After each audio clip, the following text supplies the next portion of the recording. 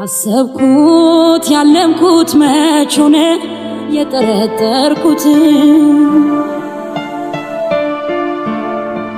ልጌን ያልፈጠርኩትም እሱ መለየት እኔ ላጣው እንደማልፈልግና እንደማፈቅረው ብቻ ልነግረው ፈልጋለሁ። ብሩክ ያውቃል መቼም እንደማይተወኝ፣ ግን ደግሞ አንዳንድ ሁኔታዎች ቢያስገድዱትስ በቃ እንደዛ እንዲወስን ቢያስገድዱትስ ብዬ ይፈራለሁ።